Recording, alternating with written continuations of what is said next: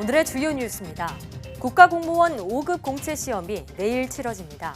코로나19 상황 이후 처음 치러지는 이번 시험에는 모두 12,000여 명이 응시할 것으로 보여 방역당국은 감염 확산을 막는 데 총력을 기울일 방침입니다. 코로나19 환자의 60% 정도는 감염 3일 후 냄새를 잘 못 맡는다는 연구 결과가 나왔습니다. 연구진은 후각 기능이 심하게 손상된 환자의 경우 고열과 기침 등 코로나19의 다른 증상도 심해졌다고 밝혔습니다. 트럼프 미국 대통령이 극찬한 코로나19 진단키트의 정확성이 절반에도 못 미치는 것으로 나타났습니다. 제조사 측은 반박에 나섰지만 진단키트의 오류가 확인될 경우 트럼프 대통령에게도 불똥이 튈 것으로 보입니다. 과학기술정보통신부가 5G 특화사업 대상자로 경남 테크노파크 컨소시엄과 광주광역시 컨소시엄을 선정했습니다. 이 사업은 정부와 지방자치단체가 보유한 공공시설물 등의 5G 기반 서비스를 지원하는 프로젝트로 모두 95억 원의 예산이 지원됩니다. 약육강식의 생태계에 살아남기 위해 지구상의 동물들은 여러 가지 방법으로 노력하며 진화하고 있는데요. 동물들이 저마다 지켜온 놀라운 생존 전략을 궁금한 S에서 자세히 알아봅니다.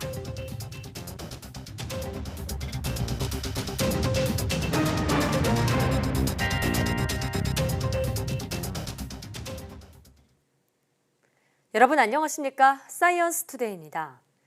이태원 클럽발 감염자가 잇따르는 가운데 이번 주말이 2차, 3차 이상의 전파, 이른바 N차 확산 차단에 중대 고비가 될 것으로 보입니다.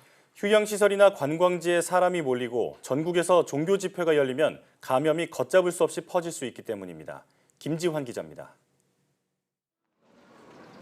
지난 1일 2달여 만에 문을 열었던 어린이 대공원 모습입니다. 사람들이 다닥다닥 붙어서 길게 줄을 섰습니다.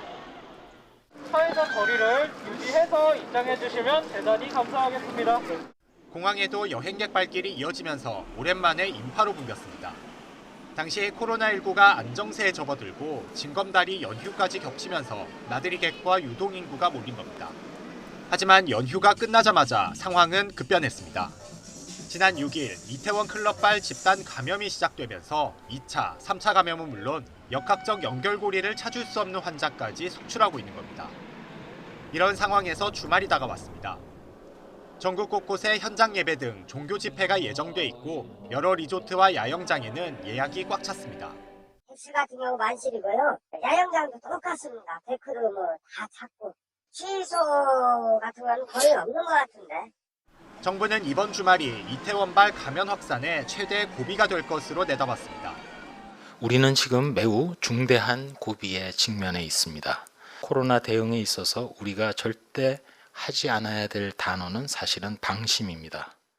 전문가들은 이태원 클럽 감염의 경우 콜센터나 교회보다 접촉자를 더 찾기 어렵다는 특성 때문에 3차 이상 감염으로 이어질 수 있다고 경고합니다.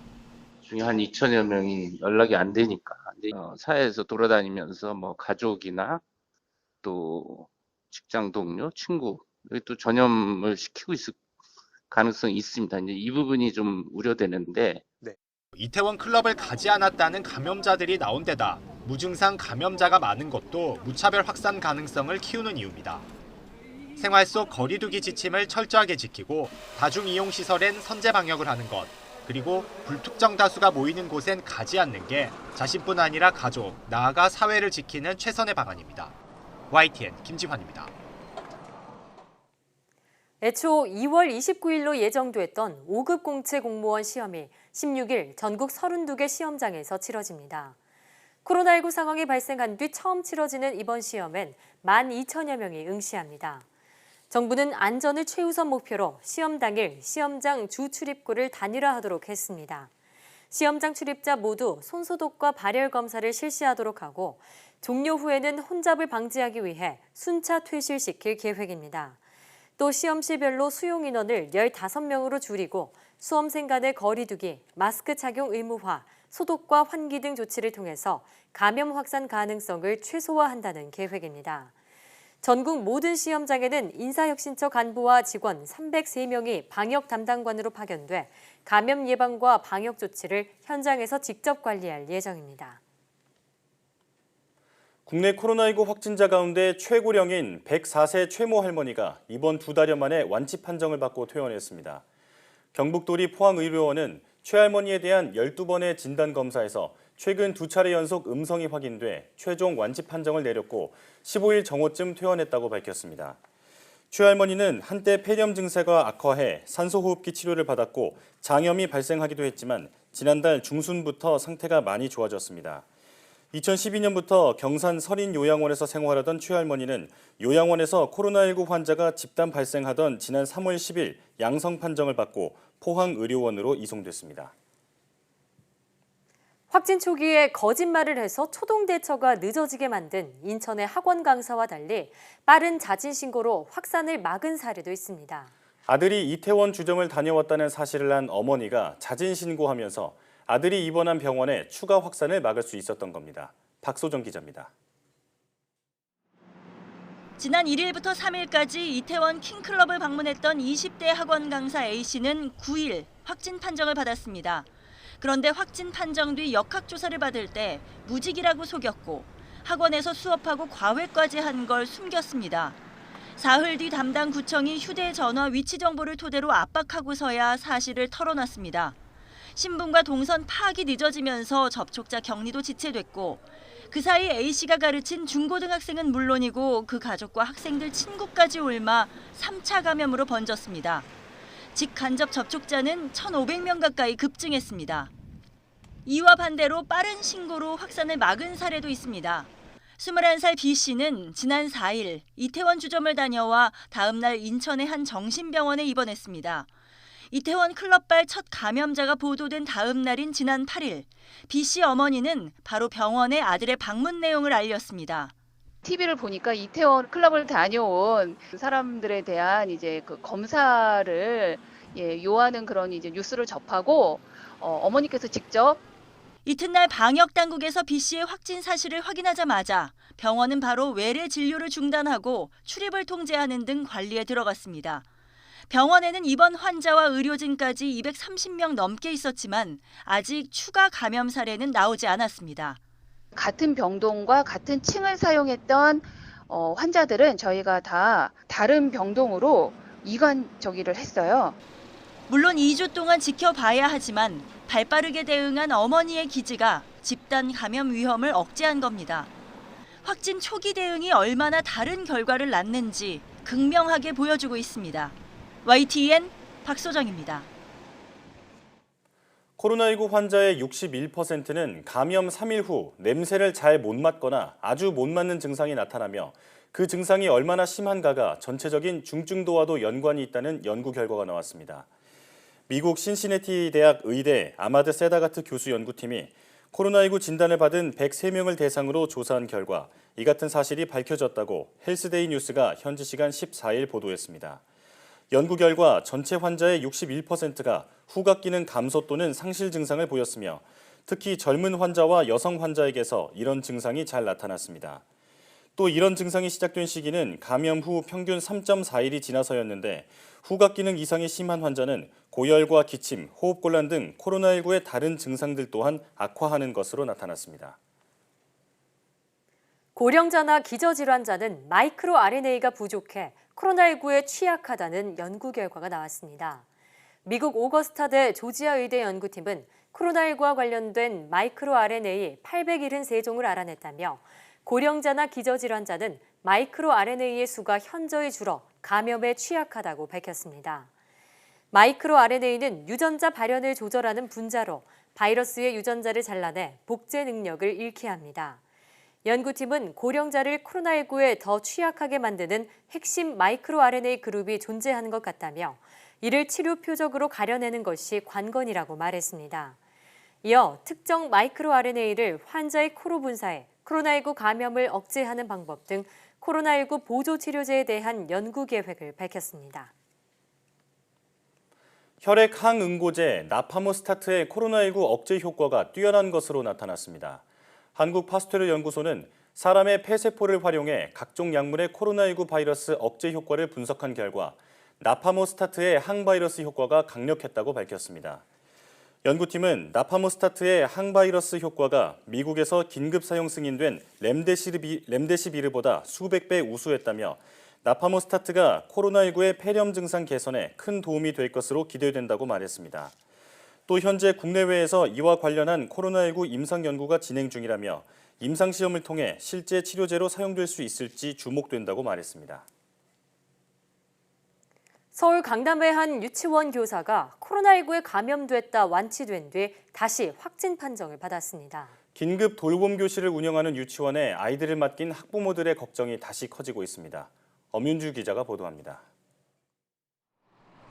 긴급 돌봄 교사가 코로나19 재양성 판정을 받은 서울의 한 초등학교 병설 유치원.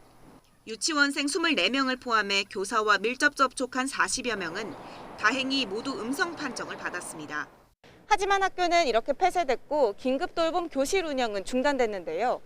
유치원생 24명은 2주 동안 자가격리에 들어갔습니다. 자가격리에 들어간 유치원생들의 돌봄 방안은 전혀 없는 상황. 지금은 가족들이 상황을 정리를 하셔야 되고 직장에서 격리에 대한 휴가를 받는다든지. 유치원 교사가 확진되면 아이를 맡길 곳도 사라진다는 생각에 맞벌이 부부를 중심으로 학부모들의 근심은 점점 커지고 있습니다. 처음에는 한두 달은 시댁에도 맡기고 친정에도 맡겼는데 이제 그게 더 이상 안 돼서 긴급 돌봄을 이제 학교 아이들이 가는 건데 맞벌이 같은 경우에는 방법이 없으니까요. 지금 그냥 답답할 뿐이에요. 안 보낼 수는 없는 노릇이고. 특히 등교 계약이 5번째 미뤄지면서 최근 일주일 새 서울에서만 긴급 돌봄을 받는 아동은 10,000명 넘게 늘었습니다. 어린이날을 낀 징검다리 연휴 기간 이태원 클럽을 다녀온 교직원들도 전국적으로 1,000명 가까이 되는 만큼 만약을 대비한 긴급 돌봄 대책이 필요하다는 목소리가 나옵니다. 돌봄 교실을 보내야 되는데 보낼 수 없는 학생들 수요를 이제 주변 근교에 있는 어린이집이나 유치원에서라도 좀 받아줄 수 있는 대안적인 모델이 마련이 좀 교육부 차원에서 좀 해줘야 하지 않나. 언제 끝날지 모르는 감염병 사태 속에서 자녀를 온종일 돌볼 수 없는 부모들의 시름은 더욱 깊어지고 있습니다. YTN 엄윤주입니다. 스승의 날이지만 이태원 클럽발 코로나19 집단 감염으로 다시 등교 개학이 미뤄진 학교 분위기는 썰렁하기만 합니다. 선생님들은 제자들을 만날 날만 손꼽아 기다리고 있습니다. 손효정 기자입니다. 초등학교 6학년 담임인 신승희 선생님이 텅 빈 교실에서 원격 수업용 동영상을 녹화하고 있습니다. 열심히 질문도 해보지만 아이들이 없다 보니 돌아오는 대답도 없습니다. 같아 보이나요? 아니면 약간의 차이점을 가지고 있는 것 같나요? 그래요, 여러분들. 코로나19로 등교 개학이 미뤄진 지 벌써 석 달째. 선생님은 새학년 제자들을 아직 한 번도 못 봤습니다. 비록 선생님이 누군지 너희들이 잘 모르기도 하고 선생님은 얼른 너희들이 이제 옛날처럼 다시 일상을 어서 되찾았으면 하는. 올해도 어김없이 스승의 날이 찾아왔지만 교실 분위기는 전례 없이 썰렁합니다. 아이들을 만날 수 있는 유일한 창구는 컴퓨터 모니터뿐입니다. 편지나 그림 같은 거가 되게 뭔가 보람, 기쁨 이런 거였는데 그런 게 없어서 좀 슬픈? 임용시험을 통과하고 설레는 마음으로 첫 부임지에 온 선생님은 첫 제자들을 만날 날만 기다리고 있습니다. 아쉬움이 크긴 하지만 나름 열심히 수업 이런 것도 노력을 해서 나중에 도움 될 수 있는 그런 거를 많이 생각하려고 하는 편인 것 같아요. 유달리 쓸쓸하기만 한 스승의 날. 선생님은 곧 다가올 등교 준비를 기대하며 학생들 맞을 준비를 하고 있습니다. YTN 손효정입니다. 긴급 재난지원금 카드 충전 나흘 동안 전국에서 780만 가구가 5조 2천억여 원을 신청했습니다.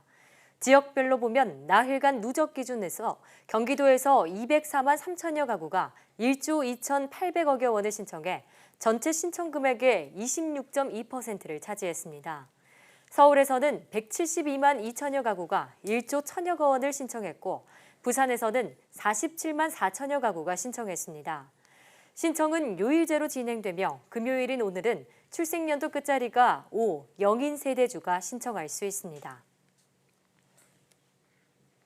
건설 근로자 임금 체불을 막기 위해서 현재 공공부문에서 시행 중인 임금 직접지급제 적용 대상이 확대됩니다.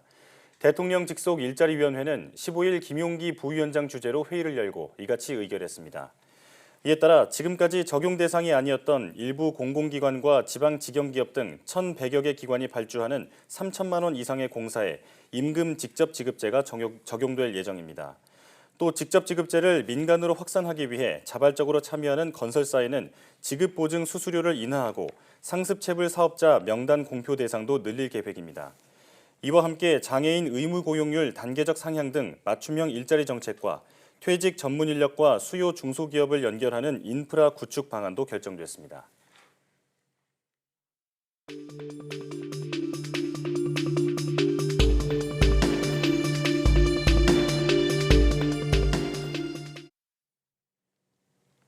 이태원 클럽발 코로나19 확진 사례가 잇따라 발생하고 있습니다. 특히 클럽 방문자의 가족과 지인, 직장 동료 등을 중심으로 전국에서 2, 3차 감염이 나타나고 있는데요. 방역당국은 이번 주말을 고비로 보고 있습니다. 코로나19 브리핑에서 전문가와 함께 자세히 알아보겠습니다. 고려대학교 역학대학 김정희 교수와 함께합니다.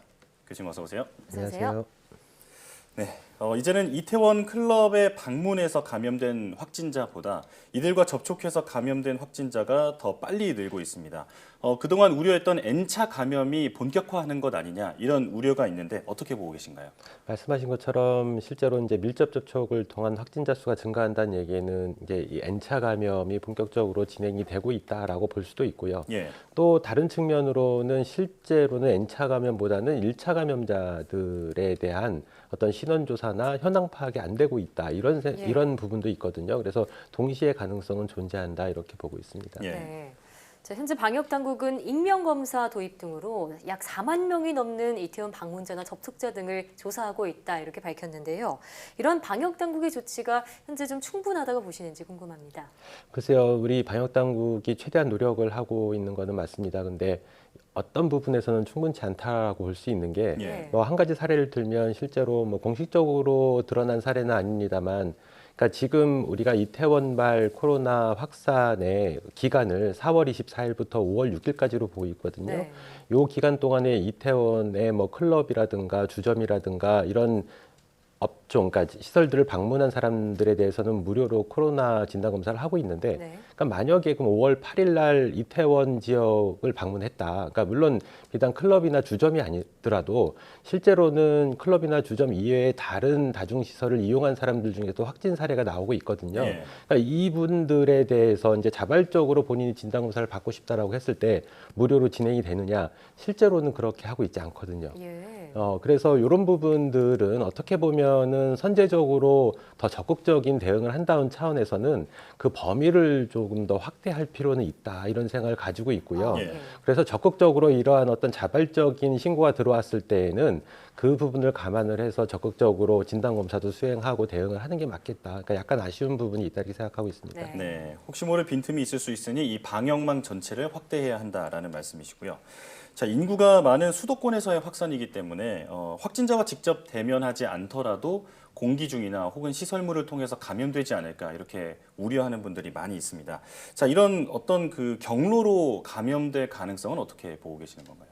그러니까 코로나19는 호흡기 바이러스고 기본적인 전파 루트는 그러니까 비말에 의한 건 맞습니다. 근데 지금 이태원발 그러니까 클럽에서 그러니까 다수의 사람들이 확진이 되는 이유 중에 하나는 비단 경향성으로 봐서는 비말 접촉뿐만 아니라 여기에 일정 부분 공기 전파 양상을 보이고 있는 것처럼 보이고 있거든요. 그러니까 클럽이라는 어떤 공간의 특수성 그리고 다수가 모이고 그리고 그 속에서 어떤 행위들이 그러니까 몸 동작들이 일어나게 되면 그게 다른 또 물리적인 요인과 함께 공기 전파 양상을 띌 수가 있습니다. 그래서 이런 환경에서는 물론 비말 전파에 의한 전파를 시키는 바이러스임에도 불구하고 공기 전파 양상도 보일 수 있다. 그리고 시설 같은 부분도 현재까지 알려져 있는 걸로 코로나 바이러스, 물론 코로나19에 대한 부분은 아니고 과거 사스 코로나에 대한 부분이긴 합니다만 플라스틱이나 금속 등에서도 3일 이상은 생존할 수 있다고 하니까 그런 시설에 의한 전파도 물론 가능성이 충분히 있고요. 완전히 배제할 수는 없습니다. 네. 자, 그런가 하면 클럽발 코로나19가 개학을 앞둔 학생들로까지 확산을 하고 있습니다. 일단 교육당국은 20일부터 시작되는 고등학교 3학년의 등교 수업부터 계속 예정대로 진행을 할 계획을 갖고 있는데요. 분반 수업, 거리두기 등의 여러 대책을 내놓긴 했습니다. 하지만 등교 수업을 예정대로 진행하는 것에 대해서 어떻게 생각하시는지요? 글쎄요, 교육부에서도 상당히 고민을 많이 했을 거라고 생각을 하고 있고요. 네. 그러니까 여러 가지 사항을 고려를 해가지고 일단은 아직까지는 추가적인 연기는 없다라고 발표를 하고 있는데 네. 만약에 방역적인 측면만 고려를 해본다. 그러면 개학을 연기하는 게 방역적인 측면에서는 보다 맞다라고 봅니다. 왜냐하면 지금 이태원발 이런 전파 양상이 없더라도 대면 개학을 진행을 했을 때 분명히 학교 내 감염에 의한 집단 감염을 예견을 하고 있거든요. 근데 이런 부분이 이태원발하고 같이 이 중첩이 되면 더 확산이 가속화될 수 있는 조건을 갖추고 있습니다. 그래서 지금 상황으로는 방역적인 측면만으로는 개학을 연기하는 게 맞다. 근데 교육부에서는 방역적인 측면 플러스 여러 가지를 함께 고려하지 않았나 이런 생각을 가지고 있습니다. 자, 이 재난지원금이 이제 본격적으로 지급되면서 외식이나 쇼핑을 하는 사람들이 늘고 있습니다. 이런 시설을 이용할 때 출입자 명단을 작성해야 한다거나 하는 그 추가 조치를 취해야 한다 이런 의견이 있는데 교수님 생각은 어떤가요? 실제로는 뭐 지금은 다소 늦은 감이 있습니다. 과거에 우리나라에서 일일 확진자가 크게 증가를 했을 당시에 이런 조치들이 좀 취해졌으면 더 도움이 될 수 있었을 거라고 생각을 하는데, 그러니까 물론 지금 뭐 강원도 같은 경우에는 클럽과 같은 어떤 유흥시설에 대해서 입장을 하는 사람에 대해서 QR코드나 바코드를 도입하겠다라고 얘기를 하고 있거든요.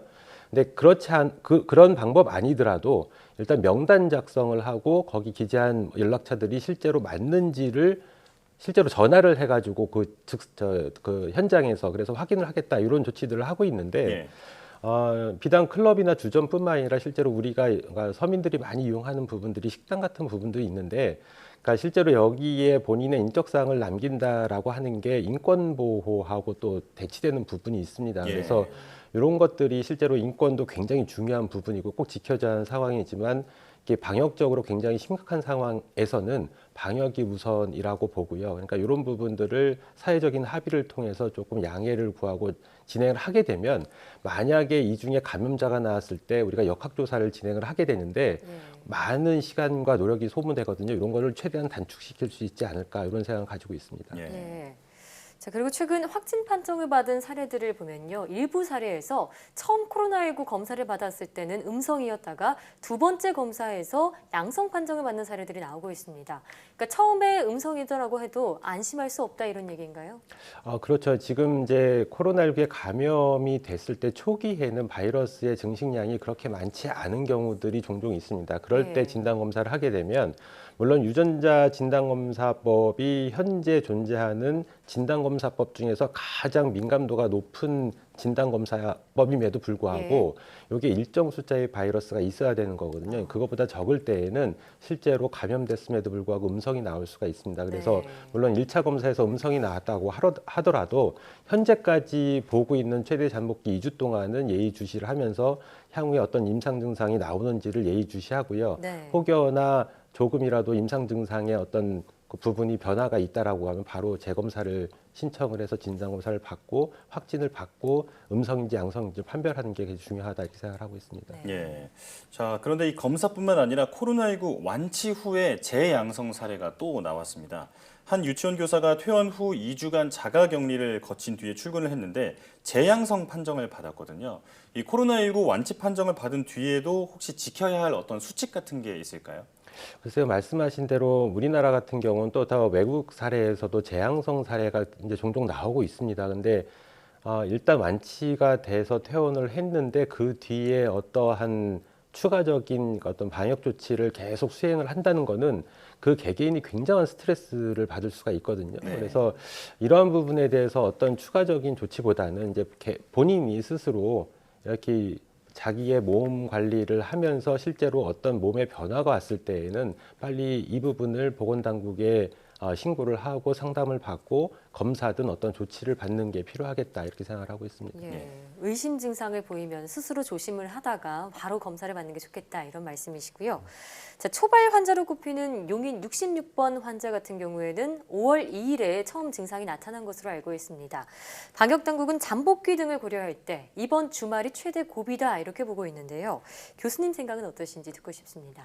글쎄요, 지금 아직도 정확하게 파악이 안 된 부분이 이 용인 66번 그 확진자가 처음이었느냐, 이 부분은 아직 결론이 안 났거든요. 그러니까 대부분의 전문가들, 저 포함해서 당시에 이분이 처음 그러니까 감염을 유발시킨 사람이 아니고 실제로 그 당시에 이태원 지역에서 다수의 감염원이 존재했을 거다라고 추정을 하고 있거든요.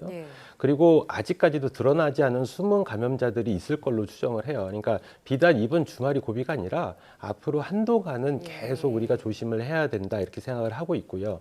그리고 지금 이렇게 이태원, 그러니까 지역사회 내에서 그리고 이 부분이 뭐 홍대나 신촌 쪽으로 번지는 양상을 보이고 있기 때문에 그렇게 한번 크게 이제 어떤 발생이 일어났을 때는 그만큼 숨은 감염자들이 많이 발생을 한다라는 얘기예요. 그러니까 한동안 이런 양상들은 지속이 될 거다 이렇게 보고 있습니다. 예, 이 진앙지가 다수의 가능성이 높기 때문에 앞으로도 긴장해야 한다라는 말씀이시고요. 자, 주말이 지나가도 만약에 확산 양상이 잦아들지 않으면 다시 사회적 거리두기로 전환해야 한다는 의견이 있습니다. 교수님 생각은 어떠신가요? 그러니까 지금이 생활 속 거리두기 단계고 과거가 사회적 거리두기인데 기본적으로 봐서는 크게 차이점이 없어요. 차이점이 없고 다만 차이점은 어떤 그러니까 행정명령 등 어떤 법적인 제재 부분이 생활 속 거리두기에서는 크게 완화된 부분이 있거든요.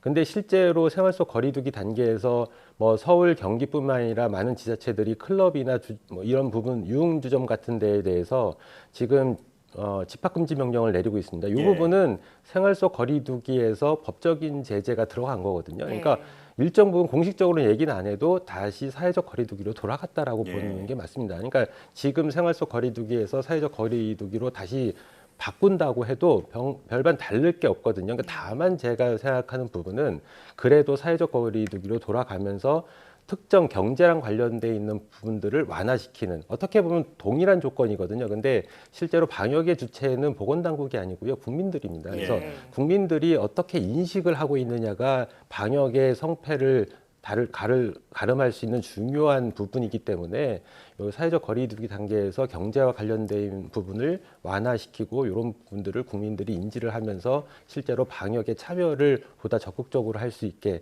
이렇게 조치를 취하는 게 더 맞지 않을까 이런 생각을 가지고 있습니다. 정말 생활 속 거리두기로 전환되고 두 번째로 맞는 주말인데요. 말씀하신 것처럼 방역의 주체인 국민들이 더더욱 방역 고삐를 조일 때가 아닌가 이런 생각이 듭니다. 오늘 말씀 고맙습니다. 감사합니다.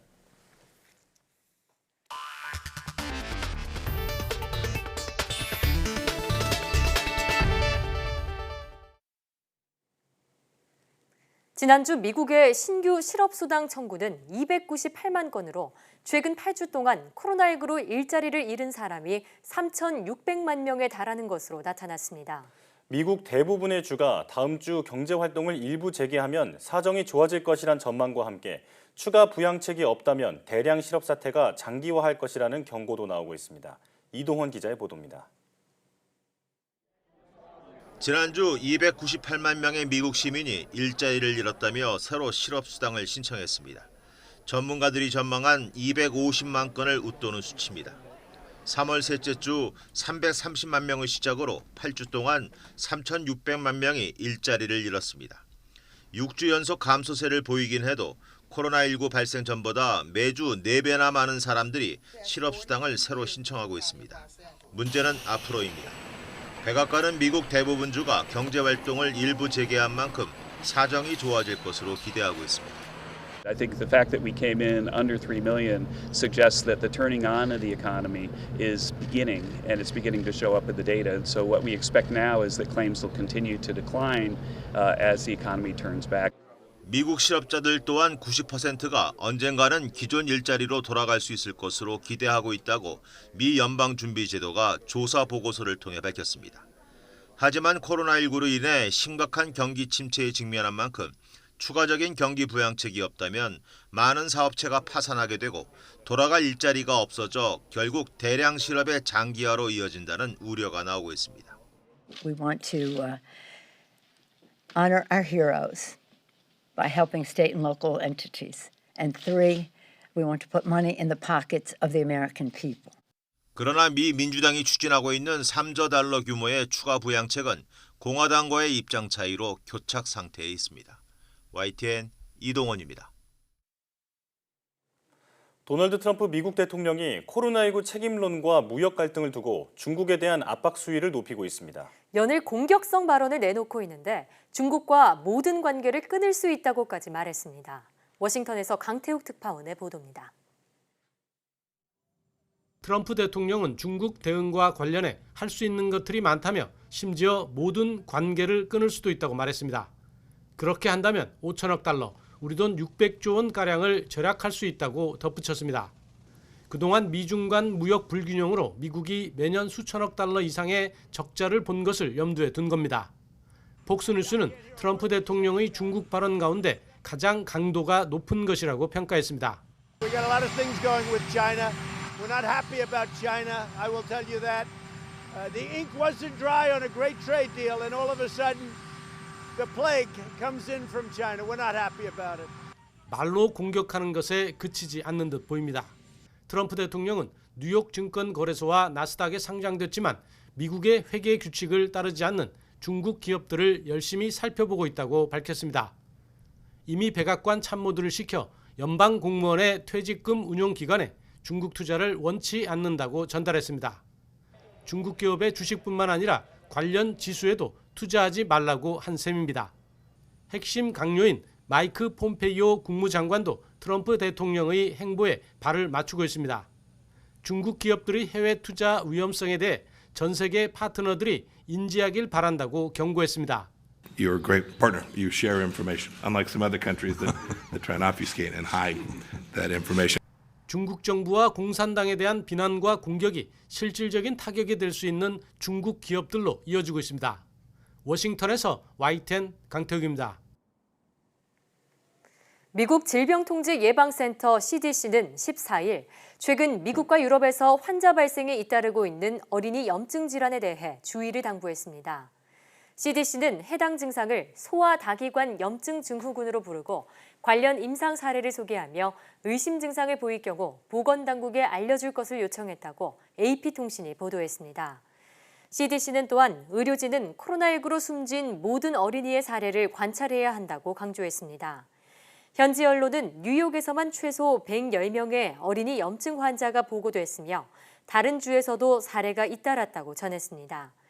일부 어린이 환자는 부기와 심장질환에 동반하는 가와사키병 쇼크 증후군과 유사한 증상을 보이기도 했습니다. 미국 백악관이 코로나19에 뚫려 비상이 걸린 가운데 백악관에서 사용하는 진단키트의 정확성이 50%에도 못 미친다는 연구 결과가 나왔습니다. 트럼프 대통령이 극찬하고 홍보한 진단키트의 오류가 사실로 확인될 경우 큰 혼란과 파장이 예상됩니다.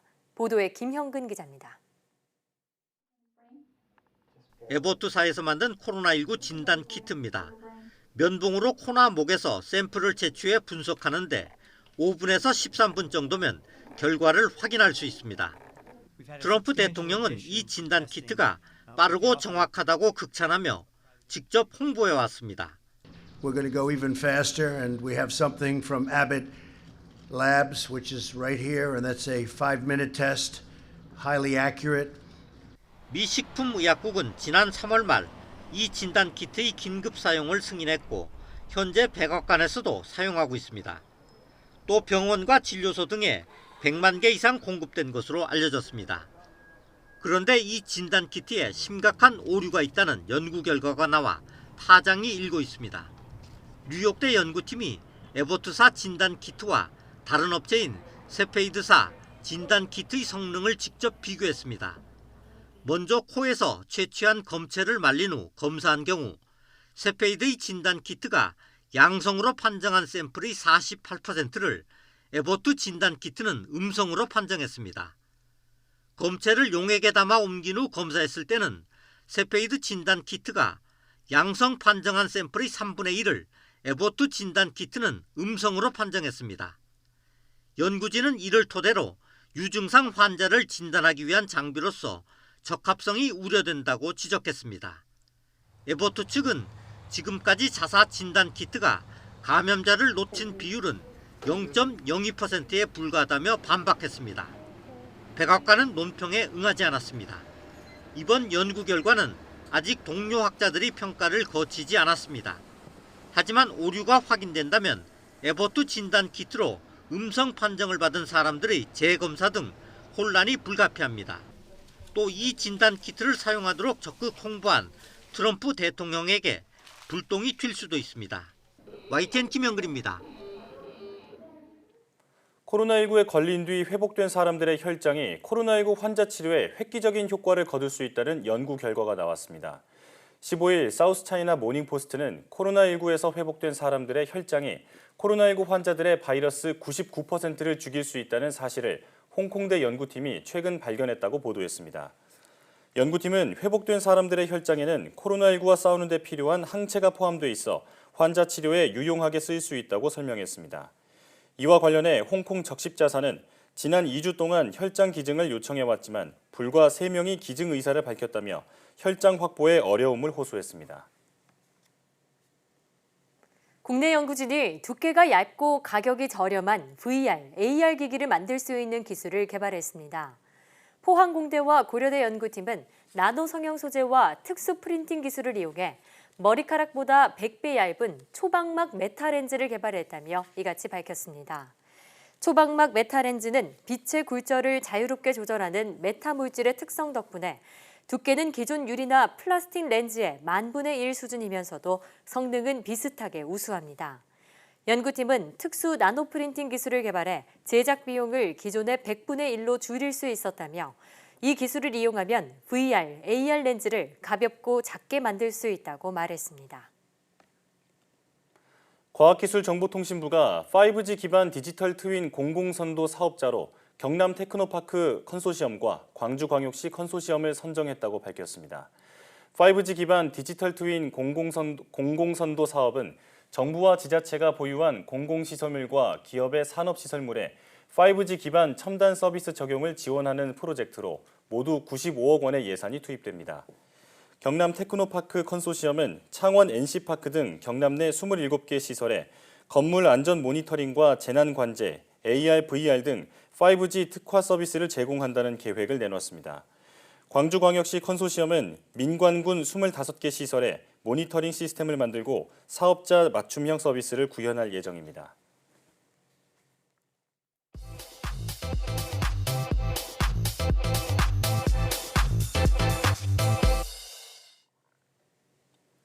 과학에 대한 모든 궁금증을 풀어주는 궁금한 S 시간입니다. 지구상의 많은 생물은 혹독한 자연 환경에서 살아남기 위해 노력하고 있는데요. 특히 저마다 자신을 지키는 놀라운 생존 전략이 있다고 합니다. 약육강식의 세계에서 살아남는 동물들의 생존 비법을 지금 바로 화면으로 만나보시죠. 안녕하세요. 과학의 모든 궁금증을 해결하는 궁금한 S의 요종입니다. 궁금한 S와 함께할 오늘의 이야기 만나볼게요. 자연에서 살아가는 동물들은 환경과 천적에 적응하며 치열하게 생존해야 합니다. 그래서 동물마다 자신의 생존을 위한 필살기가 하나씩 있는데요. 첫 번째 소개해드릴 주인공은 바닷속에 사는 갑오징어입니다. 천적에 대항하는 갑오징어의 필살기는 내가 아직도 갑오징어로 보이니? 입니다. 갑오징어는 몸 색깔을 바꾸는 데 능한 능력이 있어 바다의 카멜레온이라고도 불리는데요. 어두운 바위에 앉으면 진한 갈색으로, 모래 위를 헤엄칠 때는 옅은 모래빛으로 주변 환경에 따라 자신의 피부색을 바꿉니다. 피부색뿐만 아니라 질감까지도 비슷하게 만든다고 하는데요. 단 몇 초 만에 수백만 가지의 색을 이용해 몸 색깔을 바꿀 수 있어 천적을 피해 몸을 숨길 때 아주 유용하다고 합니다. 그런데 놀라운 것은 갑오징어가 사실은 생명이라고 합니다. 주변의 색과 똑같이 자신을 변화시키는 것을 보면 분명히 색을 구별할 수 있을 거라고 생각하는데 그렇지 않다는 것이죠. 그렇다면 오징어의 위장술엔 어떤 비밀이 있는 걸까요? 오징어는 바닷속으로 들어오는 빛에 따라 자신의 시각을 적응시키는 능력으로 주변을 파악하고 위장한다고 합니다. 그런데 갑오징어의 변신은 여기에서 그치지 않죠. 바로 다른 성으로도 변신할 수 있는데요. 암컷을 차지하기 위해서 이런 변신술을 사용한다고 합니다. 반쪽은 수컷의 몸으로 두고 다른 반쪽은 암컷으로 위장하는 것인데요. 암컷에 다가가 짝짓기를 시도할 때 다른 수컷을 경계하고 자신이 암컷을 차지하려는 방법인 것이죠. 재미있는 점은 이렇게 반쪽만 변신하는 건 항상 사용하는 기술은 아니라는 것입니다. 주변에 2마리 이상의 수컷이 있을 때 사용되는데요. 또한 다른 암컷들이 많은 상황에서는 사용하지 않는다고 하네요. 두 번째 주자는 캘리포니아 땅따라미입니다. 워낙 날쌘 동물이니까 포식자가 나타나면 눈 깜짝할 새 도망가 버릴 수도 있지만 그렇지 않은 상황이라면 이야기가 달라지겠죠. 그 예기치 않은 상황에 대비해 다람쥐가 쓰는 방법은 씹고 뜯고 맛보고 즐기고입니다. 이게 대체 무슨 이야기냐고요? 바로 뱀이 벗어놓은 허물을 이용해 자신에게서 뱀의 냄새가 나는 방법을 쓰는 것이죠. 미국 캘리포니아 대학교 데이비스 캠퍼스 연구진은 캘리포니아 땅따람쥐가 뱀이 벗어놓은 허물을 집어들고 입으로 씹거나 몸에 문지르는 것을 관찰했는데요. 이렇게 몸에 뱀의 냄새를 묻혀서 다람쥐가 굴에서 자고 있을 때 뱀으로부터 위험을 피할 수 있다고 하는데요. 그들은 뱀의 허물뿐만 아니라 뱀이 머물렀던 곳의 흙이나 나무 등에서도 뱀의 냄새를 취한다고 합니다. 한편 다람쥐가 방울뱀을 쫓아내는 또 다른 방법이 있었으니 바로 꼬리 댄스입니다. 뱀은 사냥할 때 주로 머리에 있는 핏이라는 감각기관으로 열을 감지해 먹잇감의 움직임을 파악하는데요. 그런데 다람쥐는 방울뱀의 이러한 감각을 역으로 이용해 방울뱀이 가장 민감하게 감지하는 적외선을 꼬리에서 내보내며 방울뱀을 혼란스럽게 만든다고 합니다. 딸랑거리는 소리를 내며 공격해오는 방울뱀을 향해 다람쥐가 자신의 꼬리를 이리저리 휘저으며 위협하는 과정에서 꼬리가 점점 뜨거워지는 것을 적외선 카메라를 통해 확인했다고 하는데요. 포식자에 방어하며 스스로 생명을 지키는 다람쥐. 정말 지혜롭지 않나요? 마지막 주자는 거미입니다. 거미의 필살기는 바로 이 구역의 청력왕은 나야입니다. 일반적으로 거미는 시각과 촉각을 통해 다른 물체의 움직임을 감지한다고 알려져 있는데요. 하지만 최근 코넬 대학교 연구진의 발표에 따르면 깡충 거미는 꽤 먼 거리의 소리를 들을 수 있다고 합니다. 어느 날 깡충 거미의 시각 정보 처리 방법을 연구하며 뇌신경 기록을 관찰하던 중 한 연구원의 의자가 삐걱거리는 소리가 났는데요. 바로 그때 깡충 거미의 뇌신경 기록이 튀어올랐습니다. 이를 본 연구원은 다시 한 번 더 소리를 내봤는데요. 그러자 뇌신경 기록이 또 튀어올랐죠.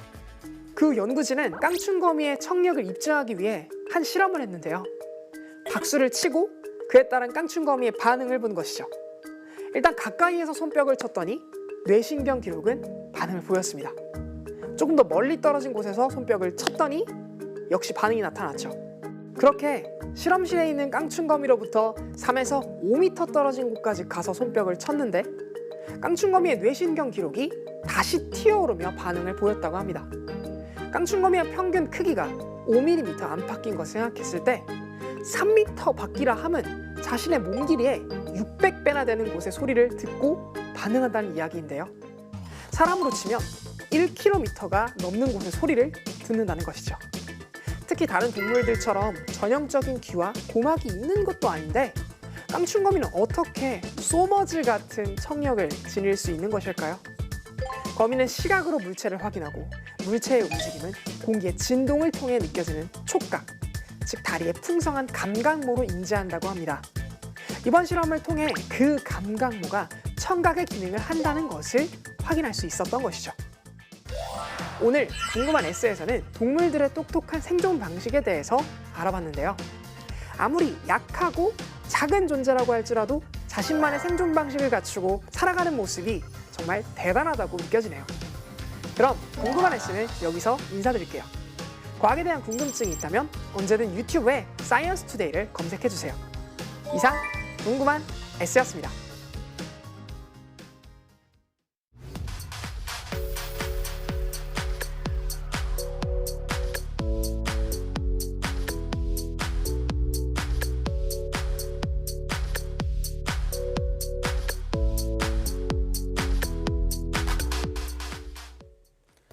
이태원 클럽에서 시작된 코로나19가 일주일 만에 3차 감염까지 이르렀습니다. N차 감염에 대한 우려도 커지고 있는데요. 방역당국은 자발적인 진단검사와 개인의 방역수칙 준수 등 국민의 협조를 당부하고 있습니다. 이번 주말이 고비입니다. 코로나19가 이대로 재확산하지 않도록 모두가 노력해야 할 때입니다. 사이언스 투데이 오늘 저희가 준비한 소식은 여기까지입니다. 함께해 주신 여러분 고맙습니다.